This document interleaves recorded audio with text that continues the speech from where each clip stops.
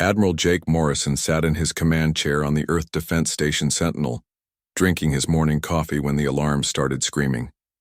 The hot liquid spilled across his uniform as he jumped to his feet. Every screen in the control room flashed red warning signals.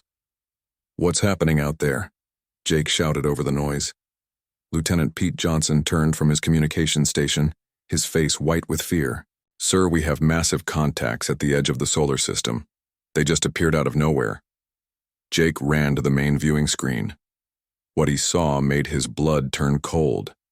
Hundreds of enormous ships hung in space like dark metal mountains. Each one was bigger than anything humans had ever built. They blocked out the stars behind them. "How many ships are we looking at?" Jake asked. "Computer says over 300, sir. The biggest ones are 20 miles long." Captain Lisa Hayes rushed into the control room. She was Earth's best expert on alien life, though until today that had been mostly theory. Her hands shook as she stared at the screen. "They're real," she whispered. "After all these years wondering if we were alone, they're actually real." Pete's station beeped with an incoming signal. "Admiral, they're sending us a message. It's coming. Through on all frequencies." "Put it on screen." The image that appeared made everyone in the room step back. The alien looked like a cross between a lizard and an insect. Its skin was dark green and covered in hard plates. 4 arms moved as it spoke, and its voice sounded like grinding metal. "Primitive species of the third planet," the alien said. "I am Fleet Commander Zektar of the Caltharian Empire. Your world has been chosen for conquest. You have 72 hours to surrender all military forces and submit to Imperial rule. If you comply, your deaths will be quick. If you resist, your entire species will suffer before extinction." The screen went black. The control room fell silent except for the humming of computers. Lisa sat down hard in a chair. "They're going to kill us all." "Maybe not," Jake said, but his voice didn't sound confident. "Get me President Carter on the emergency line, and send word to all defense stations around Earth." While Pete made the calls, Jake stared at the alien fleet on his screen. Each ship bristled with weapons. He could see energy building up around their hulls, ready to fire. Earth's defenses looked like toys compared to those monsters. "Sir," Pete said as the president wants to speak with you right away. President Amy Carter appeared on the communication screen. She looked tired and scared, but her voice stayed steady. "Jake, tell me this isn't as bad as it looks." "I wish I could, ma'am. We're looking at the biggest military force in human history, and it's not human. How long do we have?" "They gave us 72 hours to surrender." The president closed her eyes for a moment. "I'm calling an emergency meeting of the Global Defense Council. Can your station hold out if they attack early?" Jake looked around at his small crew and their basic weapons. "We'll do our best, ma'am." After the call ended, Lisa walked over to Jake. "What are we really going to do? Our best warships are like paper boats compared to what's out there." Before Jake could answer, the door to the control room opened. A man in a dark suit walked in. Jake had never seen him before, but the man moved like he owned the place. "Who are you?" Jake demanded. "Dr. Carl Thompson, Terra Research Institute."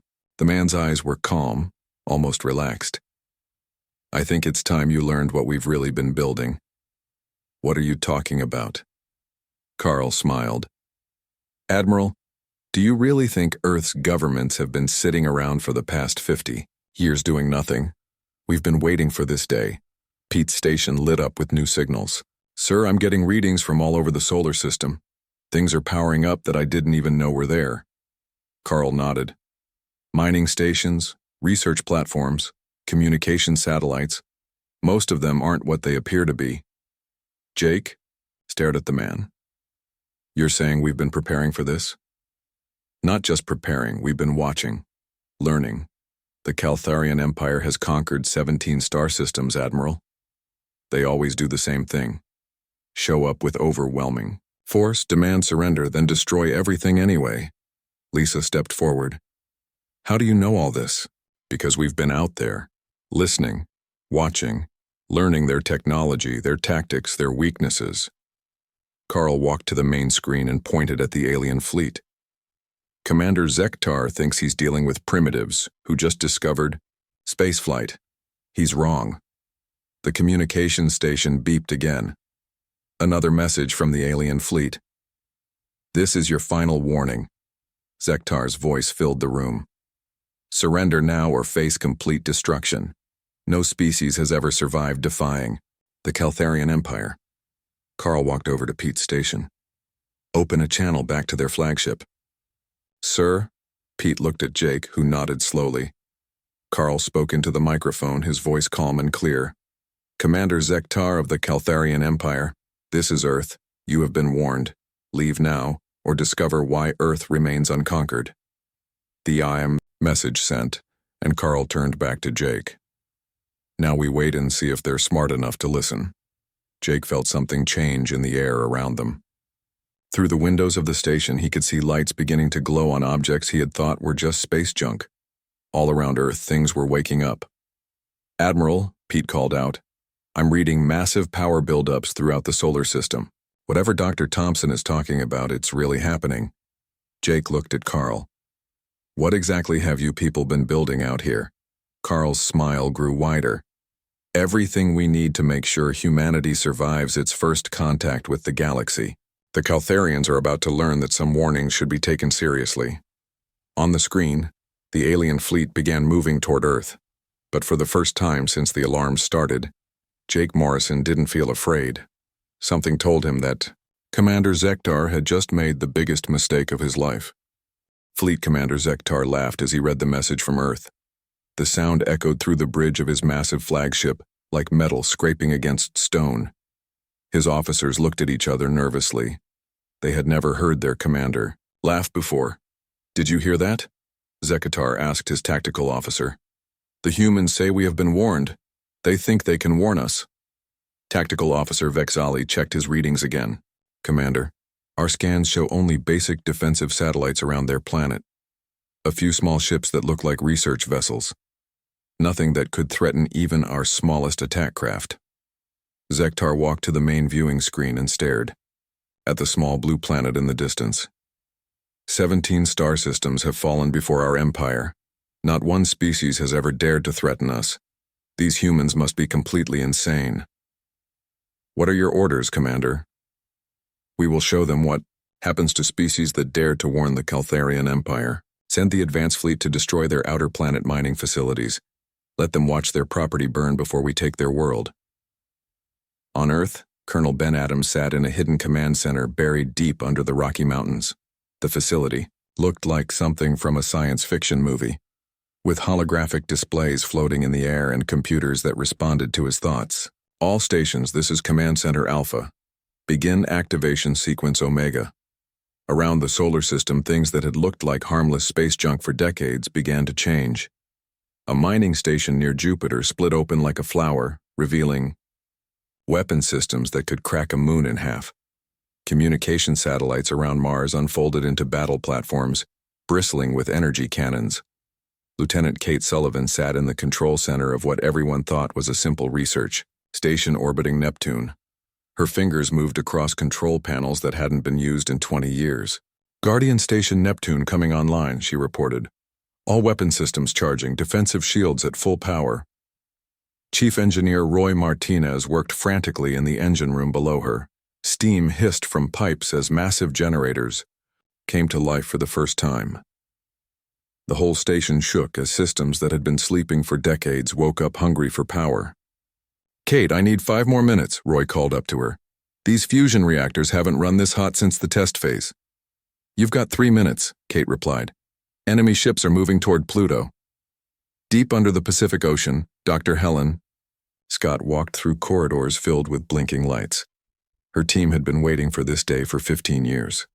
Around her, technicians Dan Foster and Sue Williams ran from station to station, bringing online the most advanced computer system ever built. Project Guardian is ready, Helen announced into her headset. AI systems are active and learning. All defense networks are connected. Sue looked up from her computer screen. The artificial intelligence is already analyzing enemy ship movements. It's learning their attack patterns. Good, Helen said. Let's see how smart our machines really are. In space, Commander Zektar's advance fleet moved toward the outer planets. 25 heavy attack ships approached what their scanners told. Them were simple mining platforms on Pluto. The Caltharian ships charged their planet cracker weapons, ready to turn the facilities into dust. "This will teach the humans to respect the Empire," the advance fleet commander reported back to Zektar, preparing to fire on mining targets. But as the Caltharian ships moved closer, the mining facilities began to change. Metal plates shifted and slid away, revealing weapon systems that made the alien ships look like toys. Massive energy cannons rose from hidden bays. Defensive shields sparked to life around installations that suddenly looked more like battle fortresses than mining equipment. The advance fleet commander stared at his screens in shock. "Commander Zektar, the mining facilities are not what they appear to be. They are heavily armed battle stations." "Impossible," Zektar replied. "Our intelligence shows the humans barely have spaceflight capability." "Sir, I'm reading energy. Levels that shouldn't be possible with human technology. These weapons are more advanced than ours." On the disguised battle station, Kate Sullivan watched the alien ships approach on her main screen. Her orders were clear. Wait until they fire. First, Earth wanted to be sure who the aggressor was when the galaxy asked questions later. "Come on," she whispered. "Make your move." The lead Caltharian ship fired its main weapon at what it thought was a helpless mining platform. The energy beam struck the station's shields and simply disappeared. Absorbed by defensive systems the aliens couldn't understand. "All Guardian stations," Kate announced. "We are weapons free. Repeat, weapons free." The battle lasted exactly 43 seconds. Kate's station fired a single shot from its main cannon. The energy beam cut through space and struck the lead Caltharian ship. The alien vessel didn't explode. It simply stopped existing. One moment it was there, the next it was gone, broken down into its basic atoms. Around the solar system, other disguised defense stations opened fire. Advanced targeting systems guided by artificial intelligence struck with perfect accuracy. The Caltharian advance fleet disappeared ship by ship, their superior numbers meaning nothing against weapons they couldn't understand or defend against. On his flagship, Commander Zektar watched his advance fleet die on the main screen. 25 ships gone in less than 1 minute. Ships that had conquered worlds, destroyed by enemies he couldn't even see clearly. "Analysis," he demanded. Vexali's hands shook as he read his instruments. "Commander, the energy signatures from human weapons don't match anything in our database. Their technology appears to be centuries ahead of what our initial scans detected. How is this possible?" "Sir, I believe the humans deliberately hid their true capabilities. Everything we scanned was designed to look primitive." Zektar felt something he had never experienced before: fear. In 300 years of conquest, the Caltharian Empire had never encountered resistance like this. "Send a message to the Imperial homeworld," he ordered. "Tell them we may have found something unexpected." But even as he gave the order, Zektar's pride wouldn't let him retreat. He was a Caltharian commander. His empire had never known defeat. These humans might have better weapons, but they were still just one small planet. "Order the main fleet to advance," he commanded. "We will overwhelm them with numbers." Vexali looked at his commander in disbelief. "Sir, perhaps we should reconsider. The humans destroyed our advance fleet without taking any damage." "The Caltharian Empire does not retreat," Zektar said, "ever." The destruction of his advance fleet hit Commander Zektar like a physical blow. He stared at the empty space where 25 warships had been just moments before. Ships that had burned entire worlds were gone without a trace. "Commander," Tactical Officer Vexali said quietly, "we need to report this to the Empire immediately. The humans have technology we don't understand." Zektar's forearms clenched into fists. "No. We came here to conquer, and we will conquer. Order the main fleet to advance. All ships. Maximum speed toward the human homeworld." 300 Caltharian warships began moving toward Earth. Each one carried enough firepower to level a continent. Zektar had conquered entire star systems with smaller fleets. On Earth, Admiral Jake Morrison stood in the real command center beneath the Rocky Mountains. The room was 10 times larger than his old station, filled with holographic displays showing every ship in the solar system. He could see the alien fleet approaching like a dark cloud. All stations report ready, Colonel Ben Adams announced. Phase 2 defensive systems are online. Jake nodded and opened a communication channel. Captain Tony Clark, you are cleared for launch. 50 miles away, inside what looked like a normal asteroid, Captain Tony Clark sat in the pilot's seat of the Earth defense ship Hammer. Around him, his crew prepared for their first real combat mission. All systems green, his engineer reported. Quantum drive is ready, weapons charged. Take us out, Tony ordered. The asteroid split open like an egg. From inside, a sleek warship emerged that looked nothing like the bulky research vessels the aliens had seen. The Hammer was a work of art, all smooth curves and gleaming metal. Energy flowed along its hull like blue lightning. Around the solar system, more asteroids opened up. More hidden ships emerged from their hiding places. Behind Jupiter's moons, inside the rings of Saturn, buried in the asteroid belt, humanity's true fleet revealed itself. Major Susan Kim climbed into her fighter, cockpit on the lunar base. The small craft looked more like a silver needle than a spaceship. Her squadron of 12 fighters would face hundreds of alien ships. But Susan wasn't worried. Phoenix Squadron, this is Phoenix Leader, she announced. Time to show these aliens how humans fly. The fighters launched from hidden bays carved into the moon's surface. They moved through space like dancing light, faster and more graceful than anything the Caltharians had ever seen. On the Lunar Research Station, Dr. Alex Turner watched his screens with satisfaction. For 20 years he had been building constructor drones in secret.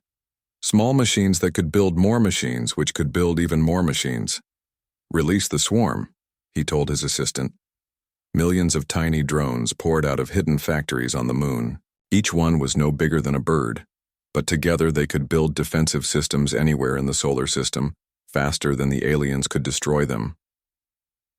Commander Zektar watched the human fleet emerge on his main screen. He counted the ships, carefully. 50 human vessels against 300 Caltharian warships. The numbers were still in his favor.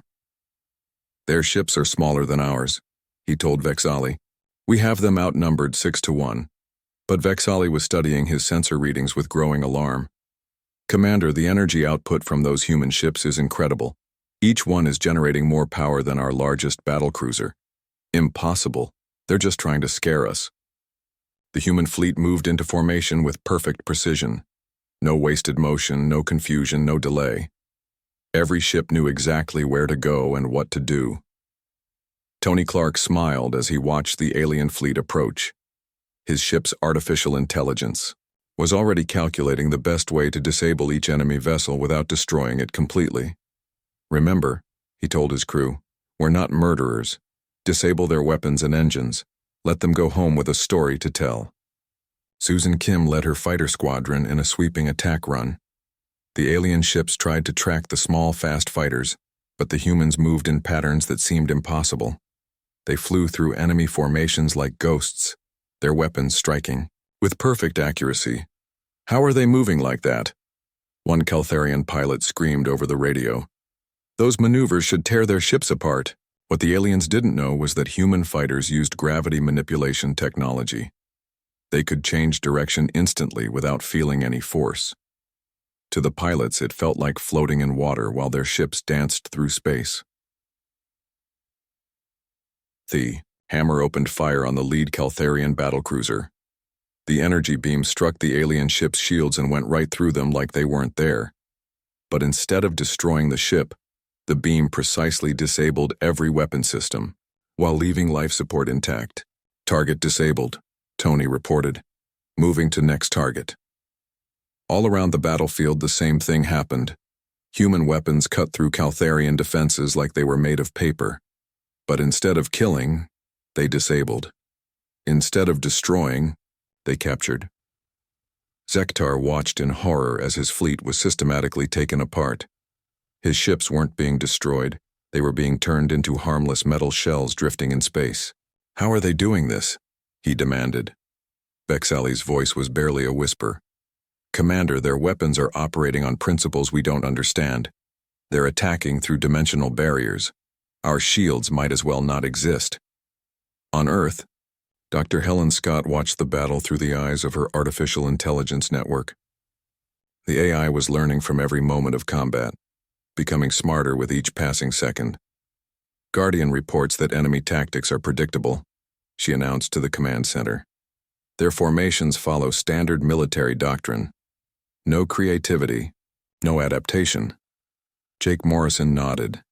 "That's what we expected. They've been winning for so long they forgot how to really fight." The battle was over in 15 minutes. 300 Caltharian warships floated helplessly in space, their crews alive but their ships completely disabled. Not a single human vessel had taken damage. Zektar stared at his useless control panels. Nothing worked. His great flagship was now just an expensive tomb drifting through space. "Commander," Vexali said, "we're receiving a transmission from the humans." Jake Morrison's face appeared on the alien bridge screen. His expression was calm, almost kind. "Commander Zekatar," Jake said, "your fleet is disabled, but your crews are safe. We're going to repair your life support systems and give you enough power to return home. But first we have a message for your empire." "What message?" Zektar asked, his voice cracking. "Tell them that Earth is not interested in conquest. We want peace. But we will defend ourselves against anyone who threatens us. This demonstration was just the beginning of what we can do." The screen went dark, leaving Zektar alone with his thoughts. His great empire had just been defeated by beings they thought were primitives. Worse, the humans had shown mercy when they could have shown destruction. Around him, his officers worked to restore basic ship functions using power cells the humans had somehow placed aboard their vessel. The message was clear. Humanity could have killed them all, but chose not to. For the first time in his life, Fleet Commander Zektar understood what it meant to face a truly superior enemy. Commander Zektar floated in the command chair of his powerless flagship, staring at the stars through the main viewing screen. His entire fleet drifted helplessly around him, defeated by an enemy he had completely underestimated. The humans had given him basic life support and communications, but nothing else worked. "Commander," Vexali said quietly, "we should signal for retreat, report back to the Empire that we encountered superior forces." Zektar's pride burned like acid in his chest. "No, the Caltharian Empire has never retreated. Never. I will not be the first commander in our history to run from battle." "Sir, we have no weapons, no engines, no shields. What can we possibly do?" Zektar activated his personal communicator, sending a signal across the vast distances to the Caltharian homeworld. "This is Fleet Commander Zektar. I am requesting immediate deployment of the Worldbreaker weapons. Authorization code Omega-77. Vexali's eyes went wide with terror. "Commander, the Worldbreakers are planet-killer devices. They're only used for complete genocide." Then it's time these humans learned what happens when they humiliate the Empire. On Earth, Admiral Jake Morrison received the alien transmission in his underground command center. His communication officers had been monitoring all Caltharian signals, and what they heard made everyone in the room go silent. "Sir," Lieutenant Pete Johnson said, his voice shaking, "they're calling for planet-killer weapons. Big ones." Jake closed his eyes and took a deep breath. "How long do we have?" "Based on their transmission distance and response time, maybe 6 hours before the weapons arrive." Colonel Ben Adams stepped forward. "Jake, it's time to activate the Deep Space Network." "Are you sure?" "Once we show them what we really have out there, there's no going back." They made the choice when they called for genocide weapons. Jake nodded, slowly. "Do it." Commander Bill Rogers sat in a control room that didn't officially exist, buried so deep in the Earth that even the government didn't know about it. Around him, screens showed images from space that no human was supposed to see. "Activating Deep Space Monitoring Network," he announced. "All stations, this is command. Wake up the Watchers." Across the galaxy, hidden devices that had been placed decades ago came to life. Tiny spy satellites no bigger than coins, buried in asteroids near Caltharian worlds. Listening posts disguised as space debris, drifting in the darkness between stars. Observation platforms hidden in the shadows of dead planets. Network is active, Bill reported. We have eyes on 17 Caltharian worlds, 43 military installations, and every fleet in their empire. Jake stared at the images, flooding his screens. Caltharian cities, military bases, shipyards, all revealed in perfect detail. How long have we been watching them? 47 years, Bill replied. Since our first deep space probe detected their radio signals. We've been studying them, learning their language, mapping their territory, and preparing for this day. Captain, Janet Leigh prepared her squadron for launch from a base that existed in folded space, invisible to any scanner. Her 12 ships were humanity's most advanced vessels, built with technology that bent the rules of physics. Ghost Squadron, this is Ghost Leader, she announced. We are authorized for instant deployment to any target in Caltharian space. Quantum drives are online. Her ships could travel anywhere in the galaxy in seconds, appearing and disappearing, like ghosts. Each one carried enough firepower to destroy a planet, but their real weapon was information. Dr. Mary Chen worked frantically in her analysis center, studying 47 years of intelligence data. She was Earth's leading expert on alien psychology, and she understood the Caltharian mind better than they understood themselves. I have the package ready, she announced to Admiral Morrison. Complete intelligence profile on every Caltharian. Commander, every ship, every military installation. They won't be able to hide anything from us. Send it, Jake ordered. The quantum transmission reached Commander Zektar's flagship instantly. His communication system activated on its own, displaying information that made his blood freeze. Detailed maps of every Caltharian world, photos of his own home, his family, his childhood nest, military codes that were supposed to be secret, fleet positions that changed hourly. How is this possible? He whispered.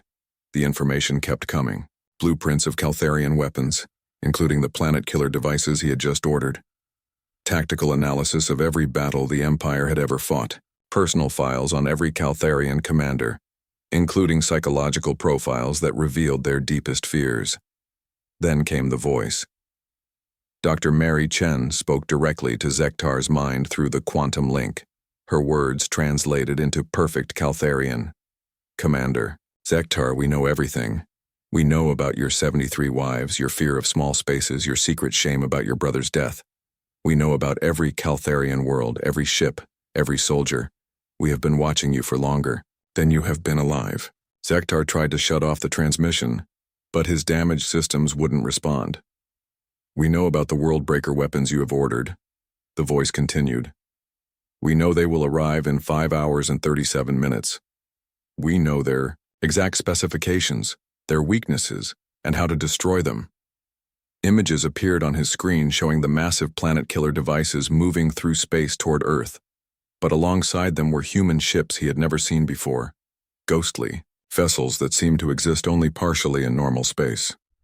You have one choice, Commander. Call off the world-breaker weapons and leave our solar system forever. This is your final warning. And if I refuse, Zektar asked, then you will discover what happens when humanity stops being patient. New images appeared on his screen. Caltharian, worlds with human ships already in orbit, invisible to all detection systems, military bases with human agents already inside. The entire Caltharian Empire was surrounded, infiltrated, and completely exposed. We could have destroyed your empire decades ago, the voice said. We chose not to. We hoped you would eventually learn wisdom, but you have forced our hand. Zektar realized with growing horror that the humans had been playing a completely different game. While the Caltharians thought they were dealing with primitives, Earth had been treating them like children who needed to be watched and controlled. How long have you been out there, he asked. Long enough to map every star in your territory. Long enough to learn your language better than you speak it. Long enough to understand that your empire is built on fear and cruelty, and that it will fall, eventually whether we act or not. The transmission ended, leaving Zektar alone with his thoughts. Through his viewing screen he could see the human fleet reforming around his disabled ships. They moved with perfect coordination, like a single organism with 1,000 parts, His personal communicator buzzed with an incoming message from the Caltharian homeworld. The Worldbreaker weapons were on their way, unstoppable devices that would turn Earth into floating debris. But as Zektar watched the human ships, he realized something that filled him with cold terror. The humans weren't afraid. They weren't even worried. They were waiting patiently for the planet killers to arrive, like farmers waiting for rain. "What have I done?" he whispered to himself. In the depths of space, the Worldbreaker weapons approached Earth, bringing with them the promise of total destruction. But humanity was ready. They had been ready for 47 years. The Worldbreaker weapons appeared at the edge of Earth's solar system like 3 giant metal mountains. Each one was 50 miles long and carried enough destructive power to crack a planet into pieces. They moved slowly but steadily toward Earth, their massive engines glowing with deadly energy. Commander Zektar watched them approach on his damaged viewing screen. Even though his fleet was powerless, he felt a moment of satisfaction. These weapons had never failed to destroy their targets. 17 worlds had been reduced to dust by these devices. "Now the humans will learn," he told Vexali. "No species can stand against the Empire's ultimate weapons." But Vexali was studying his sensor readings with growing confusion. "Commander, the human ships are not retreating. They're moving toward the Worldbreakers." "Of course they are. They're going to try to stop them. It won't work." On Earth, Admiral Jake Morrison stood in his command center watching the approaching planet killers. Around him, his officers worked calmly at their stations. No one looked frightened or rushed. "Sir," Colonel Ben Adams reported, "all Deep Space Fleet units are in position. Quantum displacement drives are ready." Jake nodded. "Execute Protocol Omega. Full authorization." Captain Steve Parker sat in the command chair of the Earth defense ship, Phoenix, hidden in a pocket of folded spacetime. Around him floated the rest of humanity's true deep space fleet. Ships that existed partially outside normal reality, invisible to any scanning technology. "Phoenix Fleet, this is Phoenix Actual," Steve announced. "We are weapons free. Repeat, we are weapons free." The Phoenix and her sister ships materialized around the Worldbreaker weapons like ghosts becoming solid. The alien devices suddenly found themselves surrounded by vessels that shouldn't exist, armed with weapons that operated on principles the Caltharians had never imagined. "Commencing dimensional strike," Steve reported. The Phoenix fired a single shot that traveled through folded space and struck the first Worldbreaker from the inside out. The massive weapon didn't explode. It simply stopped existing. Its atoms scattered across multiple dimensions. The second and third Worldbreakers suffered the same fate within seconds. 50 years of Caltharian engineering, weapons that had destroyed entire civilizations, erased from reality as if they had never existed. Commander Zektar stared at his screen in absolute shock. "That's impossible.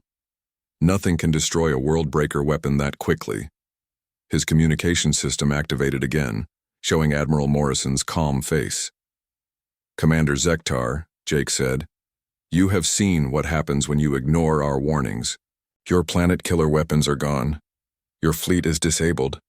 But your crews are still alive because we choose mercy over vengeance." "What are you?" Zektar whispered. "We are humanity. We are what your species could have become if you had chosen wisdom instead of conquest." Around Earth's solar system, more human ships appeared. Not the defensive fleet that had fought earlier, but exploration vessels, research ships, hospital ships, peaceful craft that had been hidden until now. General Patricia Webb led the humanitarian mission to the disabled Caltharian fleet. Her medical ships approached the alien vessels slowly, broadcasting messages of peaceful intent.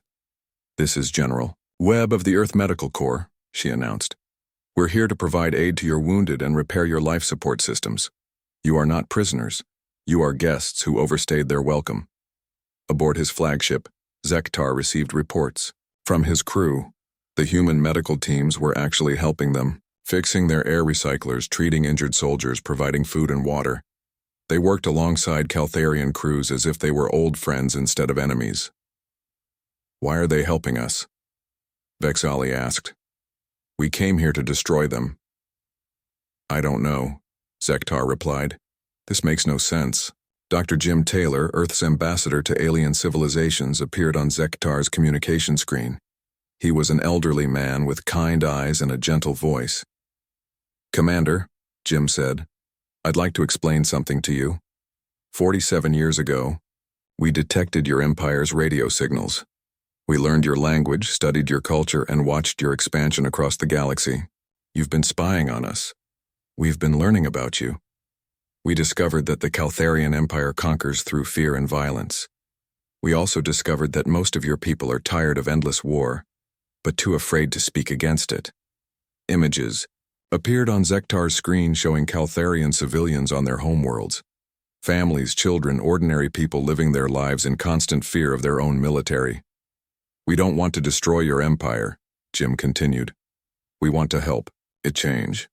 Your people deserve better than a life built on conquest and terror." "The empire will never change," Zektar said. "We are what we are. Every species can change, Commander, even yours. But the choice has to come from within." The communication ended, and Zektar was left alone with his thoughts. Around him, human, medical teams continued their work, treating his crew with the same care they would give their own people. Hours later, the Caltharian fleet began to move again. The humans had repaired their engines and restored basic systems, but left their weapons disabled. Each ship received enough fuel to return home and supplies for the journey. As his flagship prepared to leave Earth's solar system, Zektar received one final message from Admiral Morrison. "Commander, you will return to your empire with a story to tell. Tell them about Earth. Tell them about a species that could have destroyed you but chose not to. Tell them that humanity offers friendship to those who want peace, but will defend itself against those who choose war. And if the Empire decides to return with a larger fleet?" Zektar asked. Jake Morrison's expression didn't change. "Then they will discover that what you experienced today was just a small demonstration of what we can do. We have been watching your empire for decades, Commander. We know every ship, every world, every weakness. If you force us to act, we will end your expansion across the galaxy in a single day. You're threatening us." "No, Commander. We're offering you a choice. Your empire can continue its path of conquest and discover what happens when you meet a species that won't submit. Or you can choose a different path, one that leads to peace and prosperity for your people." The Caltharian fleet limped away from Earth, carrying with them the most important message in their empire's history. They had encountered a species so advanced, so powerful, that their mercy was more terrifying than their weapons. Commander Zektar spent the long journey home thinking about what he had seen. Humans who could have conquered the galaxy but chose to remain on one small world. Technology that could destroy planets but was used to heal enemies instead. A species that answered threats with warnings, violence with restraint, and hatred with kindness. When the fleet finally reached the Caltharian homeworld, Zektar stood before the Empire Council and told them everything. About the hidden defenses, the impossible technology, and the humans who fought like gods but acted like teachers. "What do you recommend?" the High Commander asked. Zektar was quiet for a long moment. "I recommend we send ambassadors to Earth, not to conquer but to learn. These humans have something we lost long ago. What is that? Wisdom." Within a year, the first Caltharian diplomatic mission arrived at Earth. They came not as conquerors but as students, hoping to learn from a species that had achieved something the Empire never could. The strength to choose peace over war and across the galaxy, other civilizations began sending their own ambassadors to the small blue world that had defeated the mighty Caltharian Empire, not through destruction, but through the most powerful force in the universe. Mercy, tempered by unshakable strength.